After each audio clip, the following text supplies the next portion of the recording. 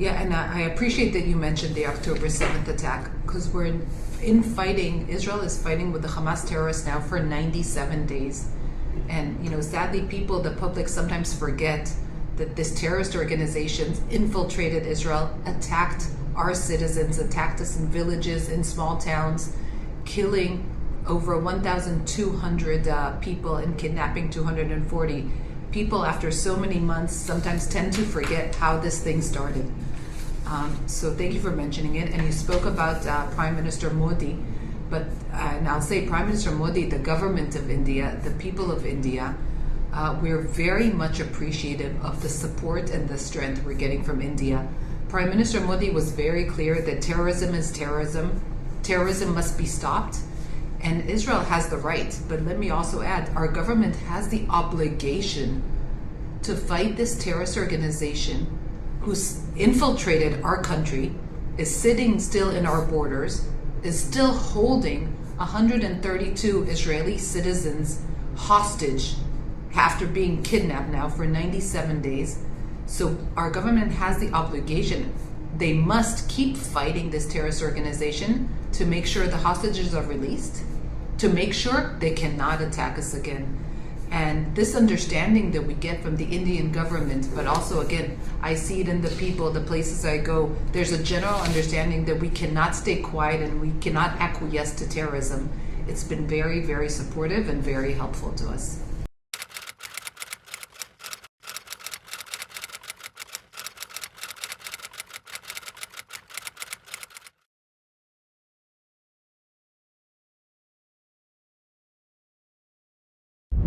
I'll answer it on two levels. One, India is a democracy, like Israel is a democracy.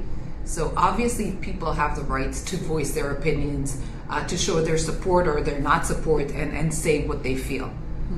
So India is allowing it, and to a certain extent it's fine, and people need to be able to express their position.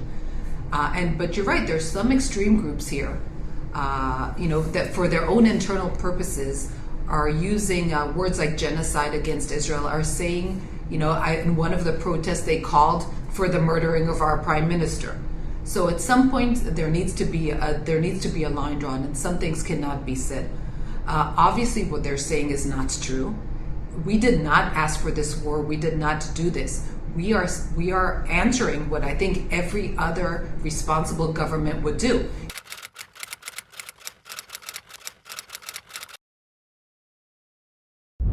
Look, on a working day-to-day personal level, of course you do. When there are protests that are maybe too close to us, or we want to remain safe, we want to not exacerbate a situation. But I think the local authorities here, whether it's the local police or the different state police, or again the government itself, have been very good about allowing protest that is democratic and regular, and stopping protests if they become too extreme or calling for the killing of another politician in another country. So even day-to-day challenges, there are so many good conventions and so many good summits happening in Karnataka and Tamil Nadu that we want to participate in, with innovation, with cooperation and entrepreneurship and high-tech between Israel and India. And at times we couldn't do it because either sometimes there weren't flights, or sometimes the people who were supposed to come are now drafted into the army fighting the terrorists, so they couldn't come. So we feel it actually a few times on practical levels, but we are now getting back into, maybe we can call it more routine work, and we will, and hopefully now for the next and upcoming summits, we'll be here in full force.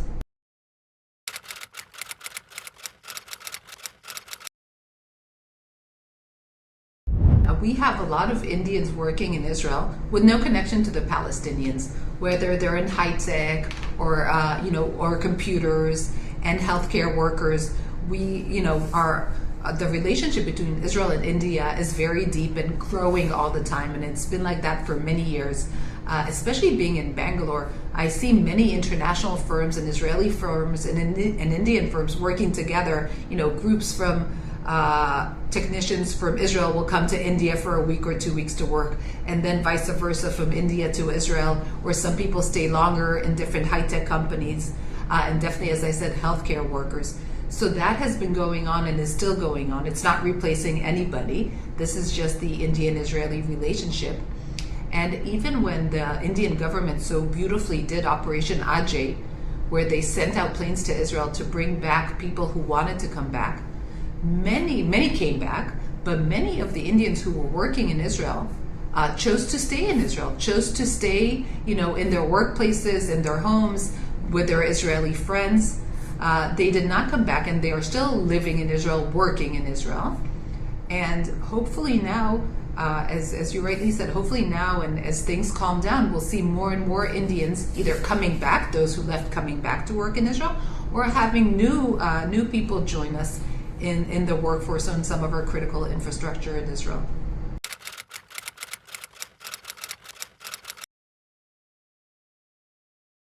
Yes, some schemes are in place already. Usually we try to do it in Israel. We try to work on the government-to-government agreements on these issues. It makes the process better. It gives responsibility to both states or both countries to check it out.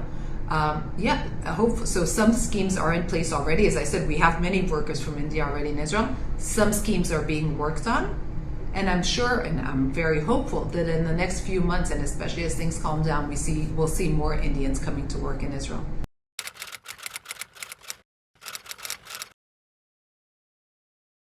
Israel had 3 aims, and the aims that were correct after the attack on October 7th are still our aims now on day 97. First and foremost, to bring back the hostages into Israel. They kidnapped 240. Israel agreed, if you remember, a few weeks ago to the terms of Hamas, so 110 of the hostages were released. We still have 132 people kidnapped and held hostage by Hamas. And when I say people, I mean babies, I mean children, I mean teenage girls and women who we saw were being raped and brutalized by these terrorists. There are 10 people over the age of 75 who are, still being held hostage. And don't forget that all these people, 97 days, they wouldn't let the International Red Cross see them. Nobody knows where they are. They have had no contact with the outside world or any international organizations. The second goal is to eliminate Hamas's capabilities to ever attack us again. It's in their charter. They've been saying it. I don't know if you're even aware, on New Year's Eve, on December 31st, when the whole world, at midnight, right, when the whole world was accepting the new year and happy, Hamas fired rockets aimed at Israeli town and villages, aimed at our civilians at midnight. So their intentions are very clear. They made them clear again on October 7th and every day since. So we need to eliminate Hamas's capabilities of attacking us, but we would also like to eliminate their capabilities of controlling Gaza and abusing and misusing the population in Gaza for their terrorist purposes.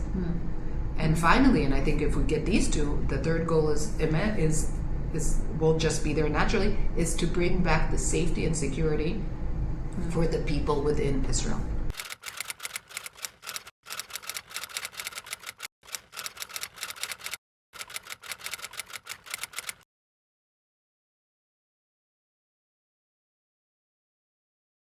He can call it what he wants. I think it's ludicrous. I think it's a shame. I think it's sad. I think it's ironic. I think it borders on anti-Semitism, what they're doing. How can he talk like this when we all know how it started? Hamas is a terrorist organization. Hamas infiltrated Israel. Israel does not control Gaza. Israel left Gaza, 100% left it in 2005.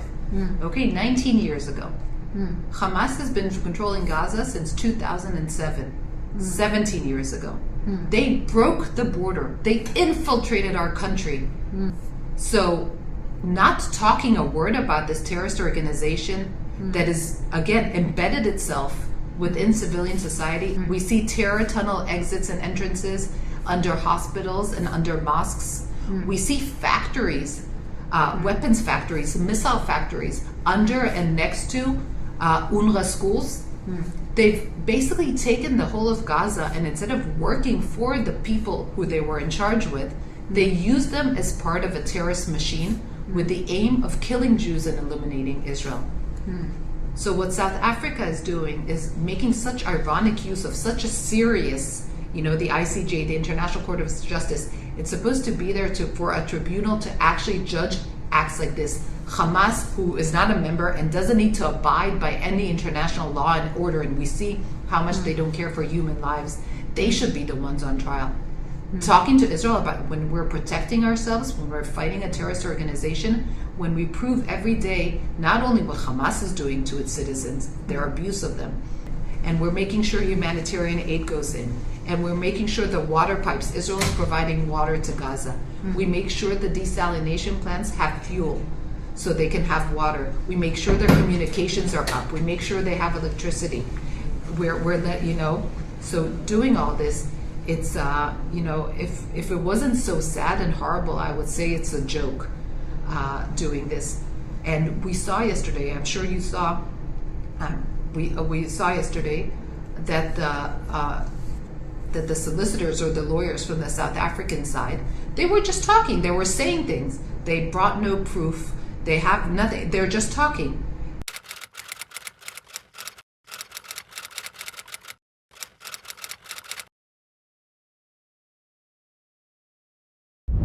Yeah, listen, people who are much more well-versed than I am, both in the military, political, infrastructure, I'm sure they will deal with it. They will talk about it. There'll be investigations upon investigations to make sure something like this doesn't happen again.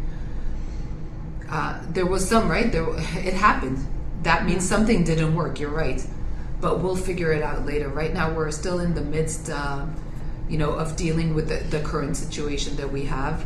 And it's horrible and it's painful and it's sad and we have to deal with it. We have to finish it. We have to make sure, for both sides that the hostages are freed and this Hamas is destroyed. But yeah, you're right. There are many, many, many difficult questions that will have to be raised, asked, and answered.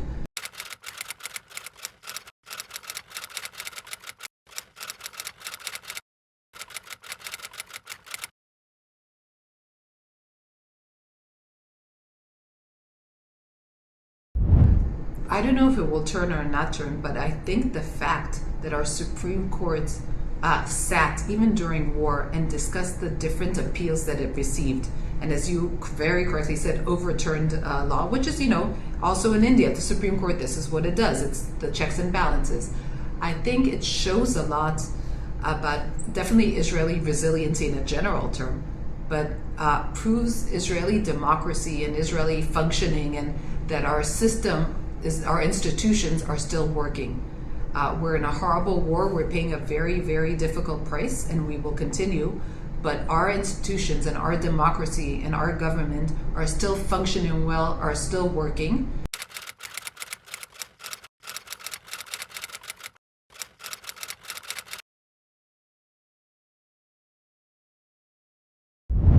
It's fine. This is what democracy is. We have a coalition government. We've had coalition governments basically since 1948 because this is what a democracy is. We cannot agree on everything. Obviously, different groups are represented. There are dissenting voices. Some are more liberal, some are more conservative. This is what it is. But we've lived together so far in the same situation, and we will keep living together. And I think this is what it shows.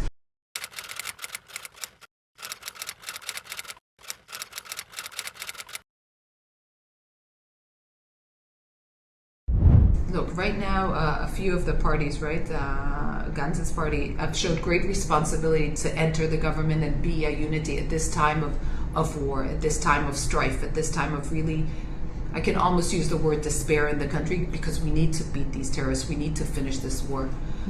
What will be after, we will see. I'm hoping and I'm hopeful, as any country, is that our chosen, our elected officials, our politicians will work for the benefit and for the betterment of each individual person in Israel, for our society.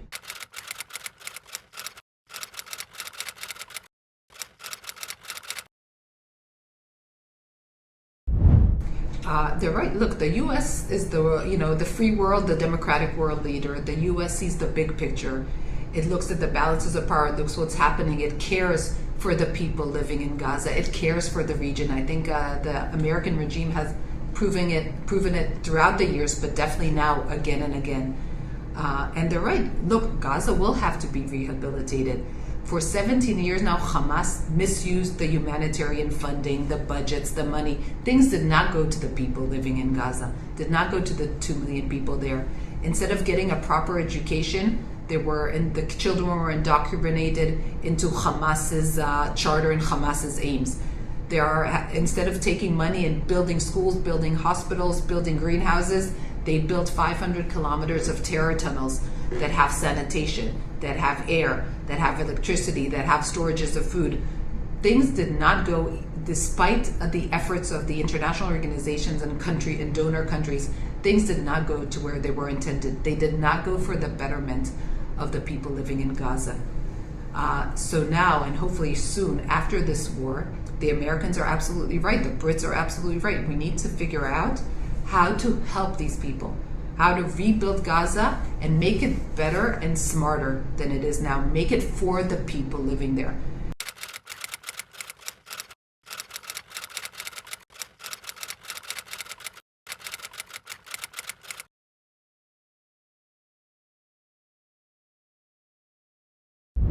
This is a big question. I'll try to answer part of it.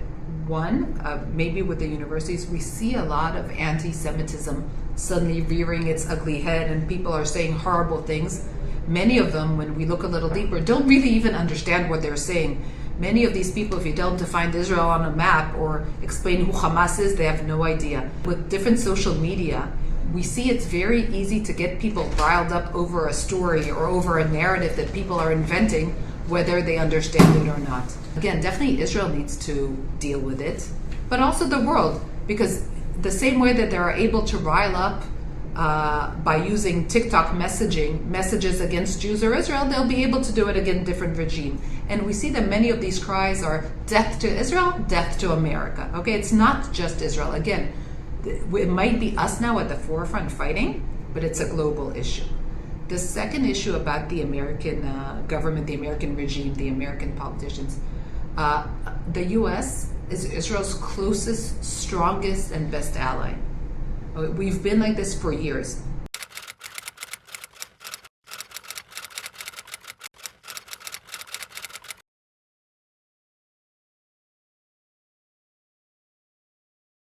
There are so many opportunities. There's so many and such good and serious opportunities.